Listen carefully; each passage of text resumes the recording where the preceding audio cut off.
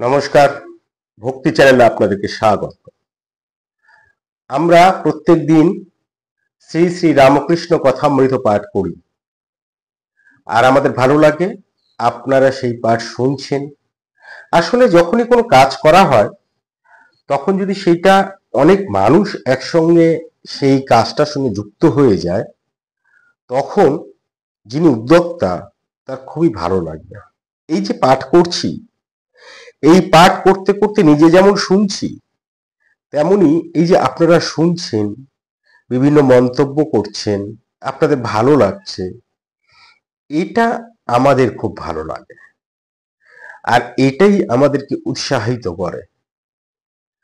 আর সেই উৎসাহকে পাথেয় করেই আমরা প্রত্যেক দিন এই শ্রী শ্রী রামকৃষ্ণ কথামৃত যেমন পাঠ করি, তেমনি সন্ধেবেলা আমাদের এই সনাতন হিন্দু ধর্মের কোনো না কোনো বিষয় নিয়ে কথা বলি। আমাদের আজকের পর্বে যারা নতুন, আমরা অনুরোধ করব আপনারা অবশ্যই আমাদের চ্যানেলটি সাবস্ক্রাইব করে রাখুন। তার কারণ এই যে আমরা কাজগুলো করছি, সেগুলি নোটিফিকেশন যেমন পাবেন, তেমনি আমরা ভীষণভাবে উৎসাহিত হই। আর সেই উৎসাহকে পাথেয় করে চলুন আজকে আমরা আমাদের প্রাত্যহিক পাঠ, যেটা ধারাবাহিক পাঠ প্রত্যেক দিন যেটি করছি, তার 36 নম্বর পর্ব আমরা শুরু করি। মানে আমরা 36 দিন হয়ে গেল এই পাঠ করছি, এটা ভাবতে ভালো লাগছে। তা আমরা যেখানটায় ছিলাম, এই সিঁথিতে যে ব্রাহ্ম সমাজ ছিল, সেই সিঁথির ব্রাহ্ম সমাজে ঠাকুর এসেছেন এবং ভক্তদের সঙ্গে ঠাকুরের যে কথাবার্তা হচ্ছে সেইগুলি আমরা জানছিলাম। এই যে ব্রাহ্ম ভক্তরা ঠাকুরকে বিভিন্ন প্রশ্ন করছে, সেই প্রশ্নের মধ্যে দিয়ে আমরা আমাদের ধর্মের বিভিন্ন বিষয় জানতে পারি। যে বিষয়গুলো আমাদের কাছে অনেক জটিল মনে হয়, সেই বিষয়গুলো ঠাকুর খুব সহজভাবে বলে দেন। এই যে কথামৃত, অর্থাৎ কথার অমৃত, এই অমৃত শুধুই আমরা পান করি। কথা কথা দিয়েই তো সবকিছু ব্যক্ত হয়। তা ঠাকুর সেই যে কথাগুলি বলেছেন, তার অমৃত সুধা আমরা পান করে নিজেরা একটু ধন্য হই এবং ভালো লাগে যে ঠাকুর শ্রীময়টা লিখে গিয়েছেন বলে আমরা ঠাকুরের এই বাণী এত এত প্রকট ভাবে শুনতে পারি, বুঝতে পারি। ঠাকুর নিজে বিভিন্ন তত্ত্বের যেমন ব্যাখ্যা দিয়েছেন, কোথাও কোথাও শ্রীময় দিয়েছেন।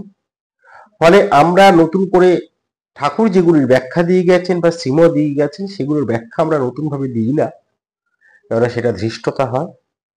কিন্তু যেগুলির ব্যাখ্যা ঠাকুর দেননি বা শ্রীময় দিয়ে যাননি, যে সকল তত্ত্ব কথা বা কোনো ব্যক্তির পরিচয় বা স্থানের পরিচয়, সেগুলি আমরা দিই। ফলে কখনো কখনো আমাদের পাঠ দীর্ঘ হয়ে যায়। যাক, ভূমিকা না গিয়ে আমরা পাঠটা শুরু করে দিই। আজকে আমরা আছি ষষ্ঠ পরিচ্ছেদ। ঠাকুর বলছেন, ঈশ্বর লাভের লক্ষণ সপ্তভূমি ও ব্রহ্মজ্ঞান। শ্রী রামকৃষ্ণ। বেদে ব্রহ্মজ্ঞানী নানা রকম অবস্থা বর্ণনা আছে। জ্ঞান পথ বড় কঠিন পথ। বিষয় বুদ্ধির কামিনী কাঞ্চনে আসক্তির লেশমাত্র থাকলে জ্ঞান হয় না। এ পথ কলিযুগে পক্ষে নয়। এই সম্বন্ধে বেদে সপ্তভূমির কথা আছে। কি সপ্তভূমি, সেটি ঠাকুর আমাদেরকে সুন্দরভাবে বোঝাচ্ছেন। আমরা সেই সপ্তভূমি সম্পর্কে জেনে নিই ঠাকুরের মুখ থেকে। তা বলছেন তিনি, এই সম্বন্ধে বেদে সপ্তভূমির কথা আছে। এই 7 ভূমি মনের স্থান। যখন সংসারে মন থাকে, তখন লিঙ্গ, গুচ্ছ, নাভি মনের বাসস্থান। মনের তখন ঊর্ধ্ব দৃষ্টি থাকে না, কেবল কামিনী কাঞ্চনে মন থাকে। মনের চতুর্থ ভূমি হৃদয়। তখন প্রথম চৈতন্য হয়। চৈতন্য মানে জ্ঞান। আর চারিদিকে জ্যোতি দর্শন হয়, তখন যে ব্যক্তি ঐশ্বরিক জ্যোতি দেখে অবাক হয়ে যান, একই, তখন তার আর নিচের দিকে মন যায় না। নিচের দিকে বলতে সংসারের দিকে, সেই দিকে আর মন যায় না। মনের পঞ্চম ভূমি কণ্ঠ। মন যার কণ্ঠে উঠেছে, তার অবিদ্যা অজ্ঞান সব গিয়ে ঈশ্বরের কথা বই অন্য কোনো কথা শুনতে বা বলতে ভালো লাগে না। যদি কেউ অন্য কথা বলে, সেখান থেকে উঠে যায়। মনের ষষ্ঠ ভূমি কপাল। মন সেখানে গেলে অহর্নিশ ঈশ্বরীয় রূপ দর্শন হয়, তখনও একটু আমি থাকে। সে ব্যক্তি সেই নিরূপম রূপ দর্শন করে, উন্মত্ত হয়ে সেই রূপকে স্পর্শ আলিঙ্গন করা যায়, কিন্তু পারে না। যেমন লণ্ঠনের ভিতর আলো আছে, মনে হয় এ আলো ছুলাম, কিন্তু কাঁচ ব্যবধান আছে বলে ছুঁতে পারা যায় না। শিরোদেশ সপ্তভূমি।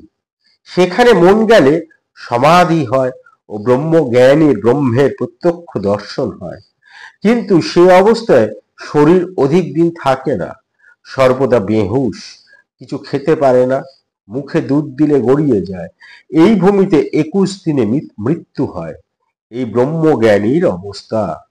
তোমাদের ভক্তিপথ খুব ভালো আর সহজ।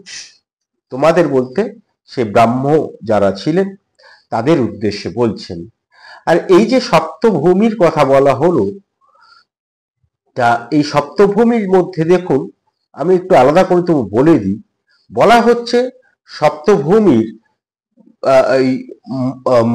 লিঙ্গ গুহ্য নাভি, হ্যাঁ, আর তারপর হচ্ছে চতুর্থ ভূমি হৃদয়, আর তারপর হচ্ছে পঞ্চম ভূমি, সেই পঞ্চম ভূমি হচ্ছে কণ্ঠ, আর তারপরে হচ্ছে ষষ্ঠ ভূমি হচ্ছে কপাল, আর শিরোদেশ হচ্ছে সপ্তম ভূমি।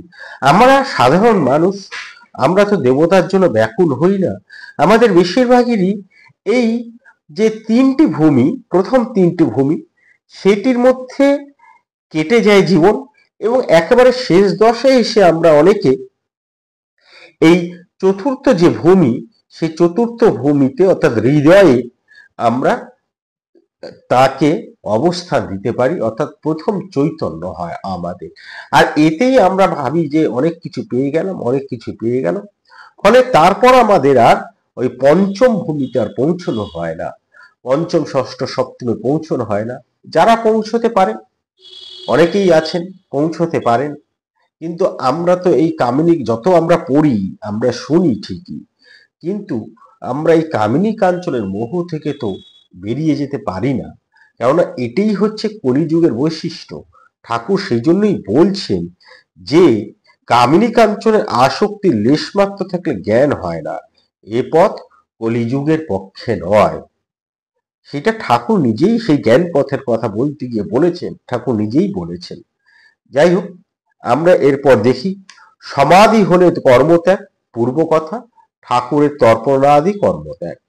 এই পর্যায়ে আমরা এসে কি বলছি, মানে কি জানতে পারছি, একটু দেখে। ঠাকুর বলছেন, আমায় একজন বলেছিল, মহাশয় আমাকে সমাধিটা শিখিয়ে দিতে পারেন? সকলের হাস্য। সমাধি হলে সব কর্ম ত্যাগ হয়ে যায়। পূজা জপাদি কর্ম, বিষয় কর্ম সব ত্যাগ হয়। প্রথমে কর্মের বড় হইচই থাকে। এর আগের দিনও ঠাকুর কথাটা বলেছেন। প্রথমে কি হয়? কর্মের বড় হইচই থাকে। যত ঈশ্বরের দিকে এগোবে তত কর্মের আড়ম্বর পাবে, এমনকি তার গুণনামগান পর্যন্ত বন্ধ হয়ে যায়। শিবনাথের প্রতি যতক্ষণ তুমি সভায় আসনি, তোমার নাম গুণগান অনেক হয়েছে। যাই তুমি এসে পড়েছ, অমনি সেসব কথা বন্ধ হয়ে গেল। এখন তোমার দর্শনতেই আনন্দ। তখন লোকে বলে, এই যে শিবনাথ বাবু এসেছেন, তোমার বিষয়ে অন্য সব কথা বন্ধ হয়ে যায়। তা ঠাকুর সে কথাই বলছেন, যখন আমরা ঈশ্বরকে দেখিনি তখন আমাদের এই যে কর্মের যে আড়ম্বর সেগুলো তো সব কমে যায়, সেগুলি আর কিছুই থাকে না। এমনকি যখন আমরা যে এই যে ঈশ্বরের নাম ও গুণগান করি, যখন আমাদের ঈশ্বর দর্শন হয় সত্যি সত্যি, তখন এই নাম ও গুণগানও আমরা বন্ধ করতে পারি না। তার কারণ হচ্ছে, তার কারণ তখন তো আমি বাহ্য জ্ঞান প্রায় থাকে না, কেননা আমার তো তখন হৃদয় মন সবই তো তার পায়ে সমর্পণ করে দিয়েছি।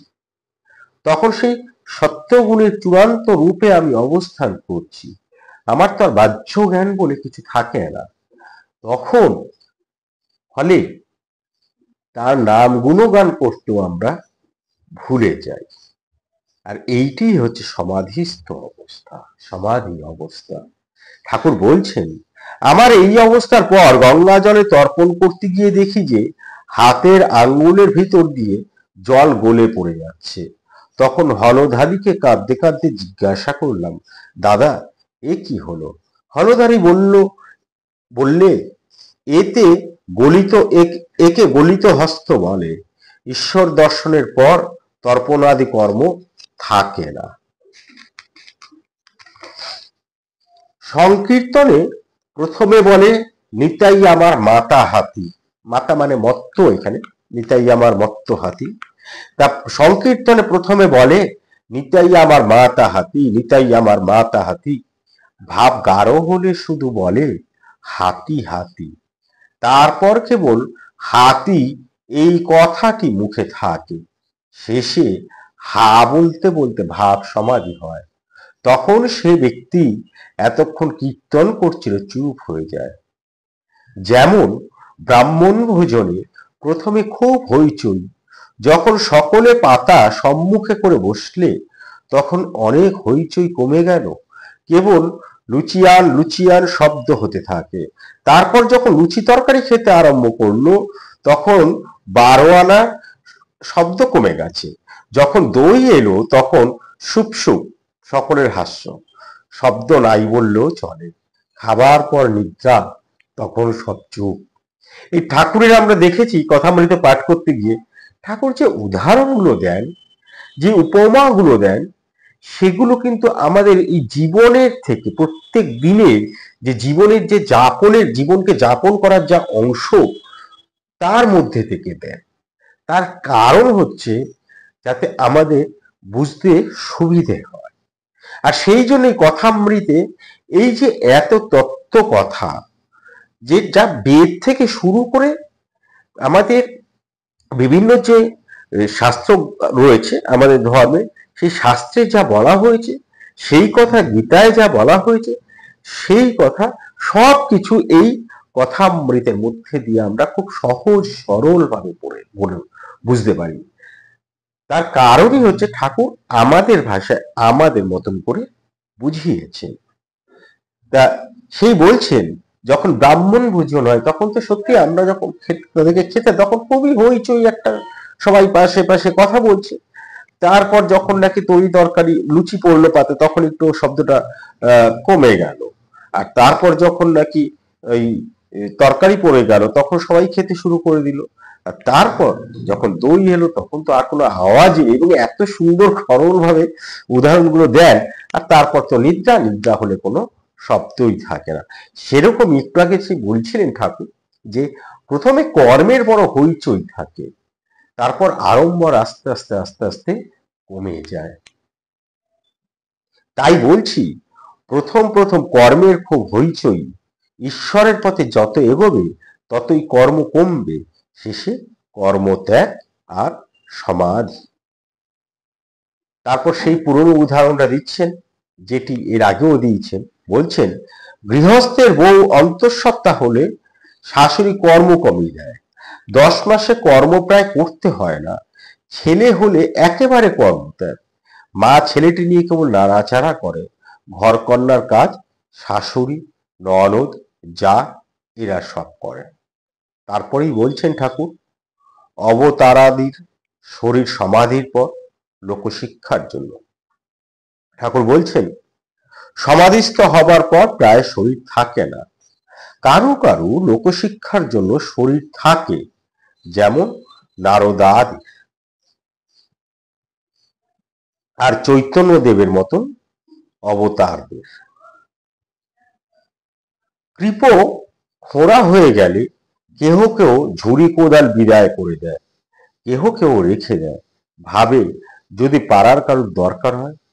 এরূপ মহাপুরুষ জীবের দুঃখের কারণ, এরা দুঃখে কাতর।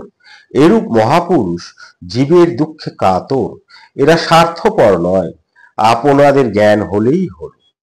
স্বার্থপর লোকের কথা তো জানো, এখানে মতো বললে মুদবে না, পাছে তোমার উপকার হয়। সকলের হাস্য। সমাজটাকে ঠাকুর কি সুন্দরভাবে দেখেছেন, মানব চরিত্র এত সুন্দরভাবে বিশ্লেষণ করেছেন যে স্বার্থপর, সত্যি স্বার্থপরকে যদি বলা হয় যে ভাই তুমি একটা কাজ করে দাও, কিন্তু সে করবে না। তার কারণ হচ্ছে ওই যদি উপকার হয়ে যায় লোকে, সেইটাই ঠাকুর বলছেন। ফলে এই যে সমাধিস্থ, ধরুন নারদাদির কথা বলছে, নারদ মণি, এবং তারপরে চৈতন্যদেবের কথা বলছেন, এরা কিন্তু মহাপুরুষ, এবং ঠাকুর নিজেও তাই। হ্যাঁ, যে এদের সমাধিস্থ হওয়ার পরও কিন্তু এরা লোকশিক্ষার জন্য এদের শরীর আমাদের মধ্যে থেকে যায়।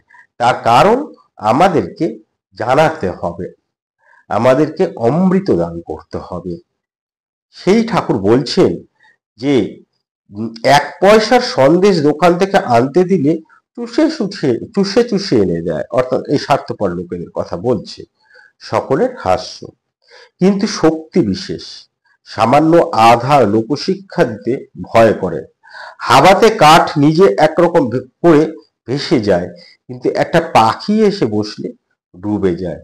কিন্তু নারদাদি বাহাদুরি কাঠ, এ কাঠ নিজেও ভেসে যায়, আবার উপরে কত মানুষ, গরু, হাতি পর্যন্ত নিয়ে যেতে পারে। তা এই যে সমাধি প্রকৃত অবস্থা এবং সমাধির পর কি হয়, সেইটি ঠাকুর, কারণ ঠাকুর যখন সমাধিস্থ হতেন আমাদের একটা আগ্রহ ছিল যে সমাধি কি করে হয় এবং সমাধিস্থ হওয়ার পরে কি হয়, অর্থাৎ ঈশ্বর লাভের পর কি হয়। আজকে এই যে অধ্যায়টা পরিচ্ছেদ, যেই সিঁথিতে শ্রীরামকৃষ্ণ যে ব্রাহ্ম সমাজে এসেছেন, তার 6ষ্ঠ পরিচ্ছেদে আমরা এটি জেনে নিলাম। এরপরে আমরা প্রবেশ করব 7ম পরিচ্ছেদে। সেখানে আমরা দেখব ব্রাহ্ম সমাজের প্রার্থনা পদ্ধতি এবং ঈশ্বরের ঐশ্বর্যের বর্ণনা।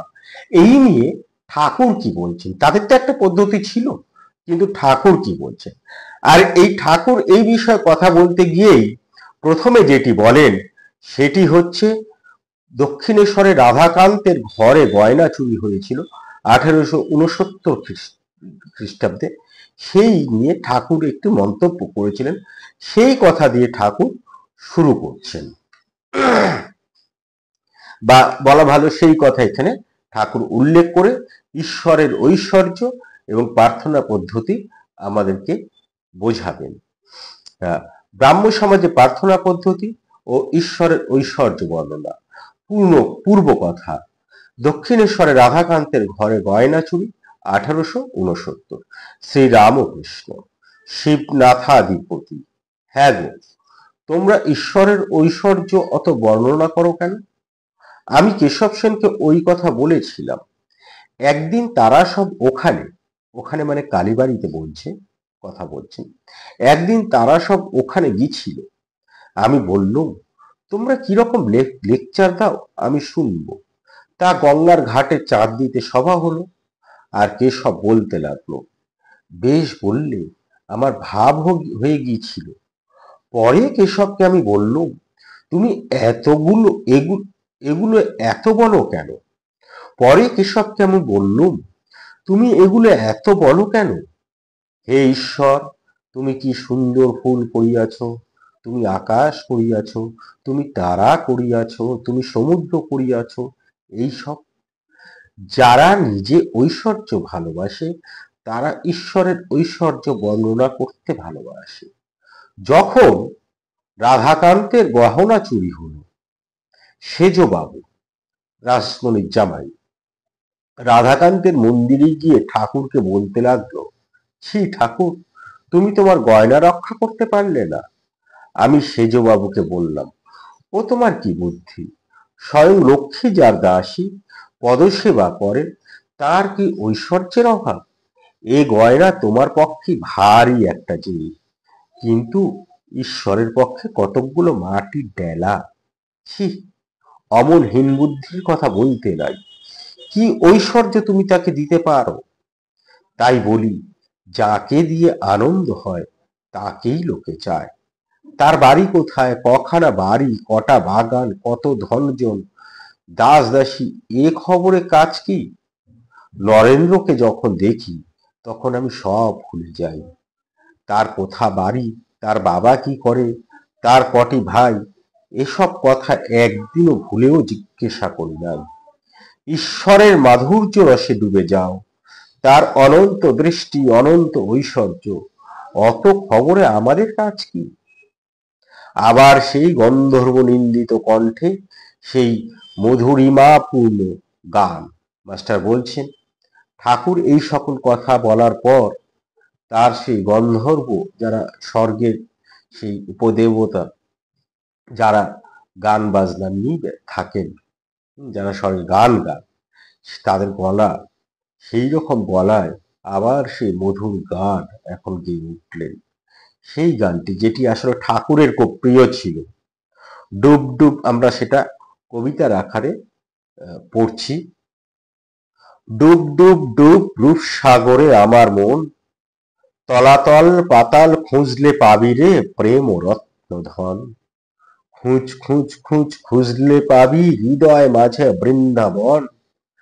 দীপ দীপ দীপ জ্ঞানের বাতি জ্বলবে হৃদয় অনেক অনুক্ষণ। ড্যাং ড্যাং ড্যাং ড্যাঙায় ডাঙায় ডিঙে চালায় আবার সে কোন জল। কবির বলে, শোন শোন শোন, ভাব গুরুর শ্রীচরণ।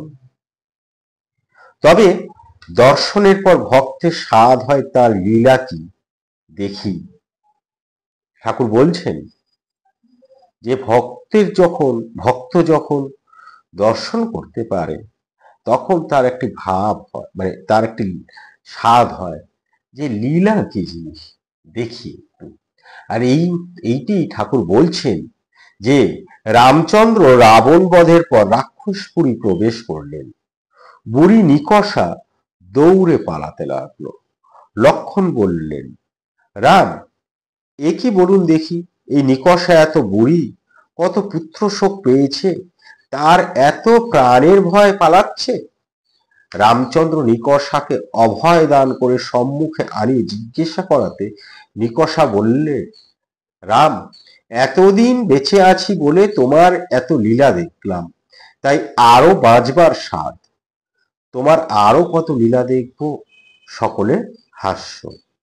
শিবনাথের পুঁথি, তোমাকে দেখতে ইচ্ছে করে, শুদ্ধাত্মাদের না দেখলে কি নিয়ে থাকবো?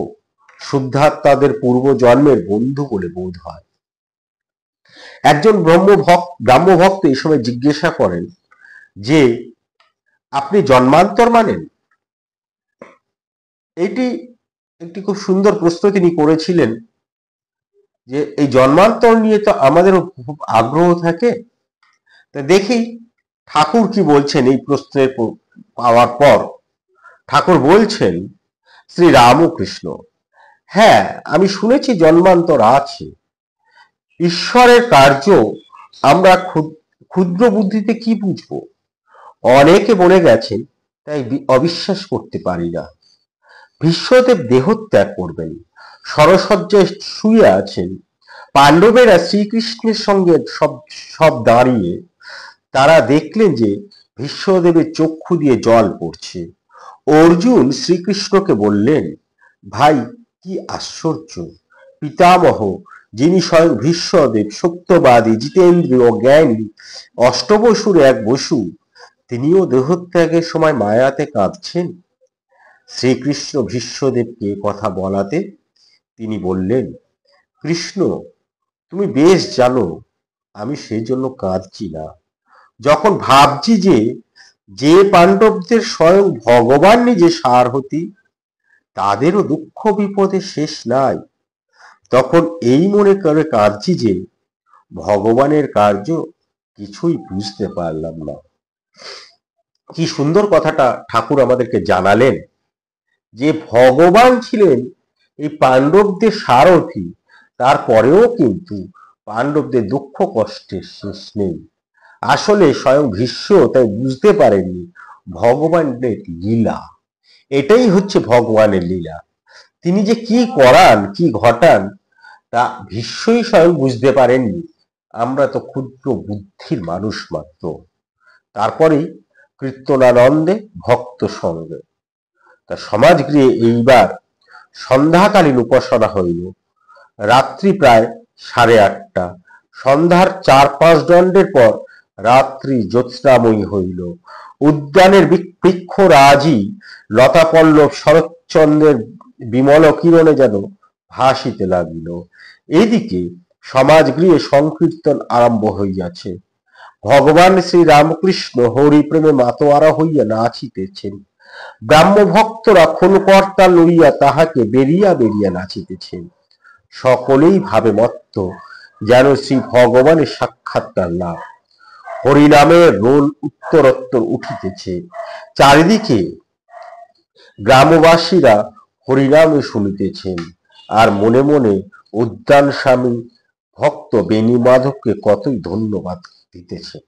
কি অসাধারণ বর্ণনা এই শ্রীমা করেছেন সারা বই জুড়েই, যে একেবারে একটি ছবি আমাদের কাছে ধরা দেয়।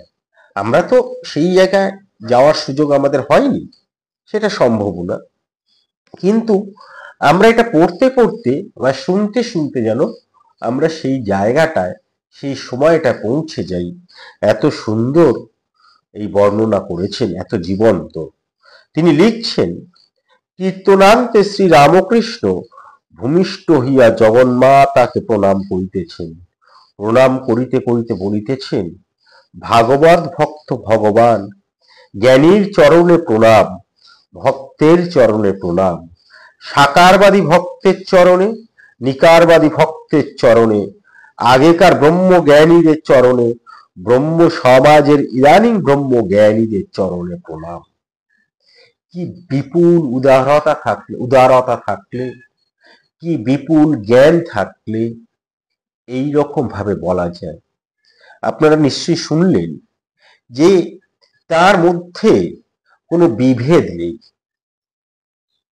কে সাকার, কে নিরাকার, কে ব্রাহ্ম, কে হিন্দু, কোনো বিভেদ নেই তার মধ্যে। তিনি আসলে ভক্তকে সম্মান করতে পারেন। তিনি জানেন ভক্তই ছিলেন প্রধান, তাই তিনি বলতে পারেন, আবারও সেটি শুনতে এবং পড়তে ইচ্ছে করছে বলে আবারও পড়ি। প্রণাম করিতে করিতে বলিতেছেন, ভাগবত ভক্ত ভগবান, জ্ঞানীর চরণে প্রণাম, ভক্তের চরণে প্রণাম, সাকারবাদী ভক্তের চরণে, নিরাকারবাদী ভক্তের চরণে প্রণাম, আগেকার ব্রহ্ম জ্ঞানীদের চরণে, ব্রহ্ম সমাজের ইদানিং ব্রহ্ম জ্ঞানীদের চরণে প্রণাম। তা বেণী মাধব নানাবিধ উপাদেয় খাদ্য আয়োজন করিয়াছিলেন ও সমবেত সকল ভক্তকে পরিতোষ করিয়া খাওয়াইলেন। শ্রী রামকৃষ্ণ ভক্ত সঙ্গে বসিয়া আনন্দ করিতে করিতে প্রসাদ গ্রহণ করিলেন। তা এইখানেই এই প্রসাদ তিনি পেলেন, আর আমরাও প্রসাদ পেলাম হচ্ছে তার অমৃত সমান কথা, যা আমাদের জীবন দর্শনটাই পাল্টে দেয়, যা আমাদেরকে কিছুটা হয়তো উন্নতি ঘটায় যদি আমরা এগুলি অনুধাবন করি এবং মেনে চলতে পারি। যাই হোক, আজকে এই পর্যন্তই। আমরা আগামীকাল দেখব বা শুনব ঠাকুর এই সার্কাস দেখতে গিয়েছেন, সেইখানে কি ঘটছে সেইটি আমরা শুনব। সঙ্গে আজকের এরই সঙ্গে এই যে পর্যায়টা চলছিল এতক্ষণ, শ্রী রামকৃষ্ণ যে সিঁথিতে এসেছিলেন, সেই সিঁথির যে পর্যায়টা চলছিল, ব্রাহ্ম সমাজের যে উপাসনা আয়োজন করেছিল বছরে 2বার এরা এই সিঁথির যে বাগান বাড়ি বেণী মাধবের যে বাগান বাড়ি সেখানে করেন, সেখানে বছরে দুবারই ঠাকুর আসেন। সেইখানকার সেই যে কোজাগর লক্ষ্মী পুজোর পর দিন এসেছিলেন, সেইখানকার বর্ণনা আমরা শুনলাম। সেখানে ঠাকুরের সঙ্গে ব্রাহ্ম সমাজে যে কথোপকথন হয়েছে সেটি আমরা শুনলাম, জানলাম। আর এখানেই এই পর্যায়টা, অধ্যায়টা শেষ হলো। আমরা আগামীকাল সার্কাসে যাব। আজকে এ পর্যন্তই। ভালো থাকবেন, ভালো রাখবেন, নিজে আনন্দে থাকবেন, অন্যকে আনন্দিত রাখবেন। নমস্কার, ধন্যবাদ।